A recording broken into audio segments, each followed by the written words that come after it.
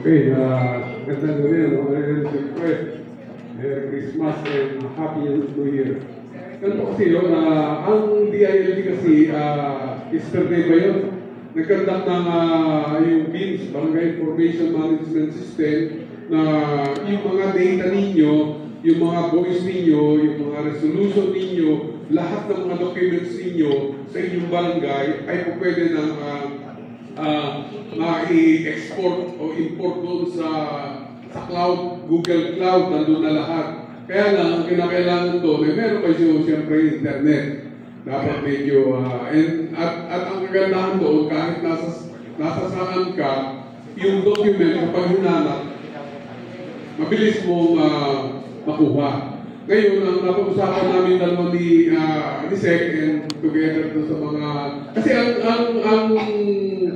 yung kasi training na yun, mga selected lang sa mga malalaking barangay dito sa Quezon City. Dito sa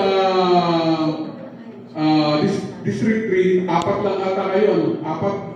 Apat na malalaking barangay yung invite. And ang balak nga namin ay this coming January, magpapare-orient tayo. Kinausap ko yung aming focal person at yung mga IT doon sa aming regional office. Ang sabi naman sa akin ay, Sir, anytime, sabi nga doon, basta sabihan mo lang kami. At ang magiging participant nga natin doon, ay siyempre, barangay secretary, at kung makakapagsama kayo ng mga yung mga techie, yung mga magagaling talaga sa IT kasi kahapon nga noong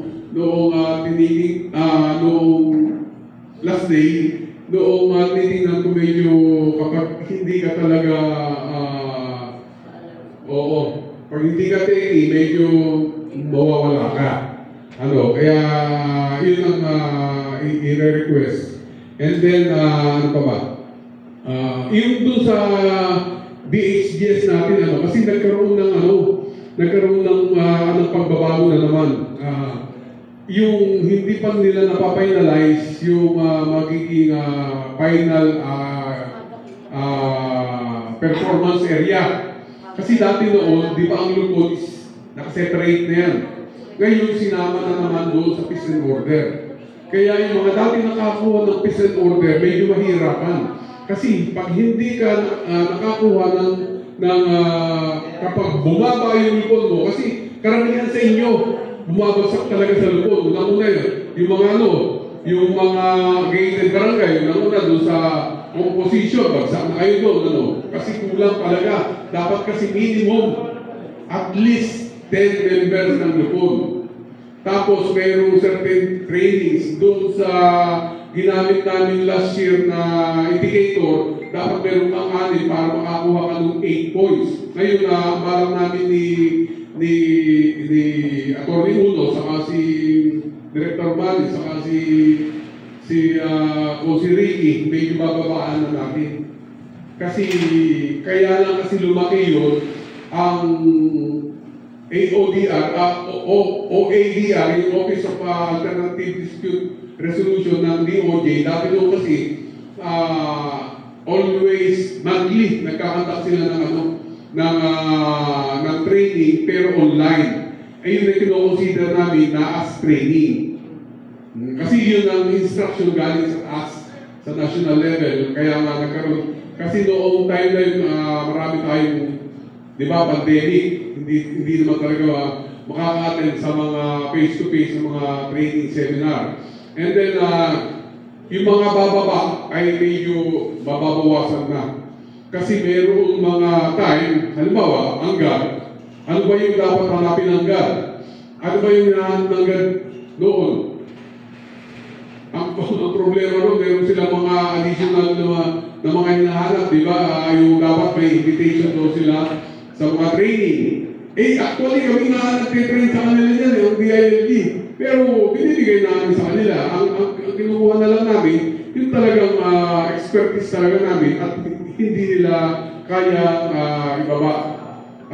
Pwede ba maging indicator yun? At ang nangyari kasi dyan, noong during doon sa technical working group meeting, yung pinresent nila, pagbaba, iba lang hinahanap. Nangyari din ba sa inyo yan, ano? O pagbaba, iba lang hinahanap, hindi na doon sa binaba namin ng DCRD na mga hanap ng mga i-prepare ninyong indicator. Nung bumaba na sila, iba na. At meron pa nangyari doon, ma'am, sir, pwede makita yung mga indicator? Eh, hindi pwede kasi baka mag-leak. Meron ba naman ganun? Medyo hindi okay yun. Kaya yung last namin na nagkaroon kayo ng meeting doon sa Baguio regarding doon sa mga bagong performance area ay medyo bago ano. Tapos, yun siguro, i-discuss ko yun once na nagkaroon na tayo ng yung training seminar sa doon sa yung bills. I-discuss ko yung mga lahat ng mga performance area. Basta yun lang ang pagbabago doon. Kukunti na ang bababa. Hindi na katulad doon na napakarami.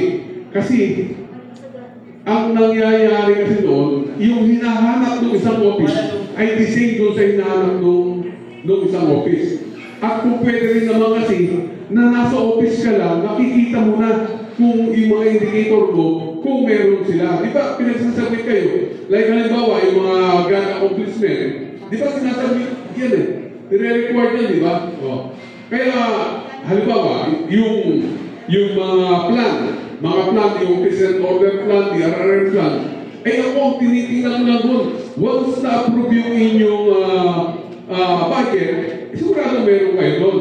Kasi hindi tatakbo yan kapag hindi ma-approve yan kapag wala kayong plan. Pagdaan pa lang sa amin, hanapin ko yan, di ba? Oh. Kaya medyo malaking pagbabago ngayon. And then, ano pa ba yung mga ibang nakita doon? And then, gano'n nga, pero ang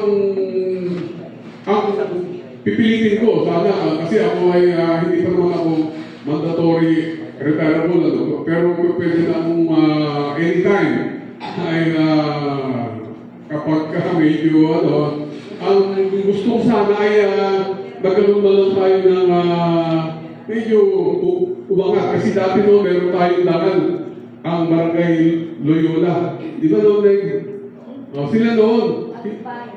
At saka mga bagubayan, siguro gawin natin. Pagtulungan natin. Kasi nakita namin, at saka tayo ngayon tayo mayroong maraming umasa ng Barangay Seal of Good Local Governance. 8 sa atin, meron lang isang naging problema. Talagang naging pag-away na doon sa isa lang. Talagang nagkataon lang. Medyo pinaglalaban namin, pero wala pa ng final na decision. Pero yung pinuro, sigurado na. 8 yun. Tayo lang sa distrito nakakuha ng 8. Dahil siyempre sa magagaling ang mga sekretary natin. Tama pati yun, yung sinasabi ni Seth Jeff na kasi kami sa DILG, ang mas tinututukan namin, hindi pa ninyo napapansin, ang mas tinututukan namin, siyempre sa pulong barangay sa kasi barangay secretary. Kasi sino ba ang working horse sa barangay?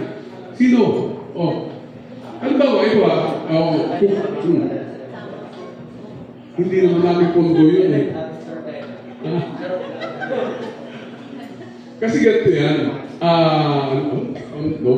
Wala ko yun.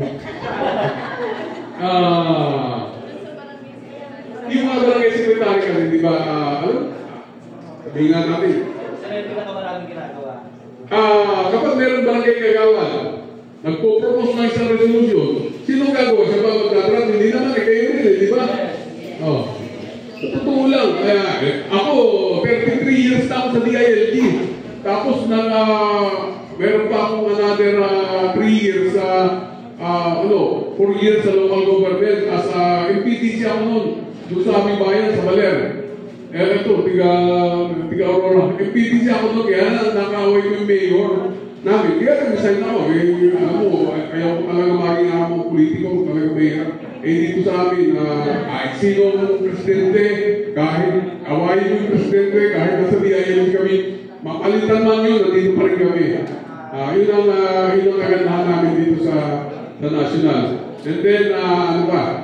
Tama yun, kayo ay isa sa tinatawag namin ng mga barangay official. Yung mga elected na punong barangay, barangay kagawad, at secretary at treasurer.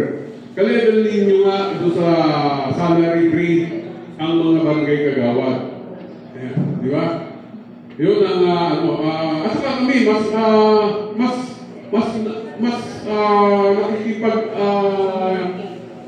nakikipagbanding kami at kinukuha namin talaga ang loob ng mga barangay secretary sa DILG. Kasi kapag walang barangay secretary, sa totoo lang, hindi kikilot sa barangay.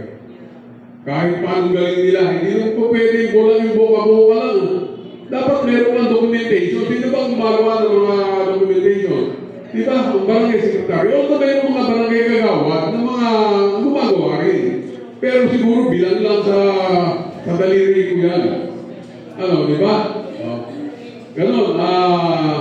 And then, yun nga, sa ang plano ay magkaroon tayo ng orientation, training para doon sa BIMS. And then, kaya lang, ang ating unang problemahin doon, dapat meron tayo malakas na internet. Kasi, mag-online kayo doon. And then, hanap na tayo siguro ng mga barangay na mayroong internet or magdala tayo ng mga kumakapadala ng mga packet wifi para, yun. Kasi, pag nakita ninyo maganda. Kasi, doon ay, ang mahirap lang doon talaga, nakikita namin, ang mahirapan talaga roon ang barangay secretary. Kasi kayo ang mag-i-input ng mga data.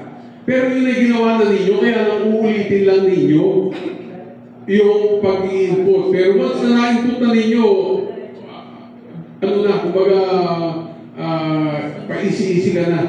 Kasi doon, pati yung mga resolution, mga ordinances, nandun na.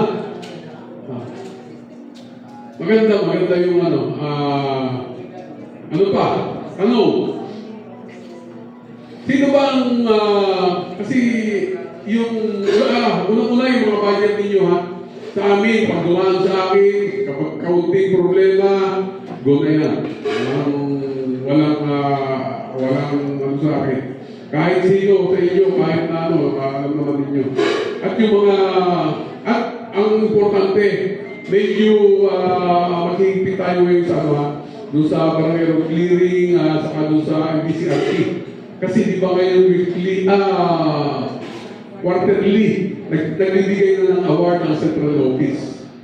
At yun ang, at sinasabi ko nga sa inyo, at palagi kong sinasabi sa inyo, mag-report kayo, mag-submit kayo ng report, kahit na hindi kayo nagkanda.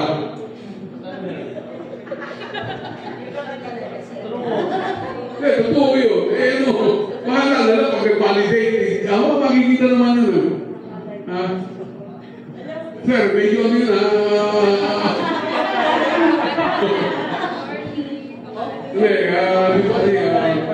pero gagawin natin yan kapag wala na si attorney. Para ang District 3 ay pilitin natin magkaroon tayo na dangal awarding ngayon dating na 2025. Promise yan, gagawa natin ng paraan. Marami na tayong, isipin mo sa buong distrito, ngayon na 6, ang sigurado na, napapasa sa Barangay Silog Global Governance. Ito yung parang SDLG ng city na 4 na beses na ang city natin na nabibigay ng award ay ang Quezon City. Meron na tayong siguradong 7. Sigurado, pero pinipilit namin yung pang-8. Pipilitin namin yan. Yung mga ibang barangay, 3. Yung mga iba, 2. yung mga distrito. Kaya ito, siyempre, naniniwala kasi ako, lalo na sa kakayahan ninyo, lalo na sa mga... Okay, sige, yun lang. Baka meron tanong.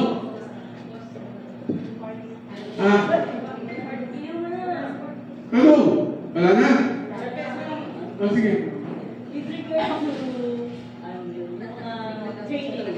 trainings. Trainings. Oo. Kasi sir, halimbawa, may mga difference sa mga namin, subo namin, like grupo, like pero not from your office. Oh. Is it allowed? Yes naman. Particularly, kasi ganito, ito, hindi naman sa pagmamayabang, ito si sa mga nitty-gritty ng lupon, ng implementation ng katarungan pambarangay, medyo mahirapan yan. Hindi, totoo yun. Ako, ginawa akong speaker doon sa Barangay Nova Proper. Ang member ng lupon doon, isang active fiscal. Dalawang lawyer. Tapos ako, simple brigadier lang. Noong ni-discuss ko yan, sabi nila, sir, hindi yan namin napapag-aralan sa law school. Although sinasabi na ito yung katarungang pambarangay na doon yan. Pero doon sa implementation, halimbawa, ang tanong ko, kung hindi magbayad, nakipag-ano ng agreement, hindi nabayad, anong gagawin nyo? Maraming yan. Hindi, pag nagbayad ng isa, hindi mo na pwede bigyan ng CFA yan. Unless na talaga from the very start na hindi siya nagbayad, kasi mayroon bagong Supreme Court ruling decision ngayon, na kapag hindi ka nagbayad, nakipag-agreement ka, pag hindi ka nagbayad, yun yung resident na natawag na pwede bumalik doon sa lupon para humingi na ng CFA. Maraming mga technicalities na kakarating talaga pag sa lupon. Kahit na nag-train na di ba? At lalo-lalo na nagpaparami sa inyo ng CFA kasi ang tinitingnan doon dapat, sa total number of cases na pinali sa inyo, dapat maximum of 10% lang ang nabigyan ninyong CFA. Kung 100 ang naipali sa inyo, dapat 10 lang ang maximum. Pero di po ba pwede babaan yun? Hindi, kasi galing sa galing kasi sa national yun din na binababa. Maraming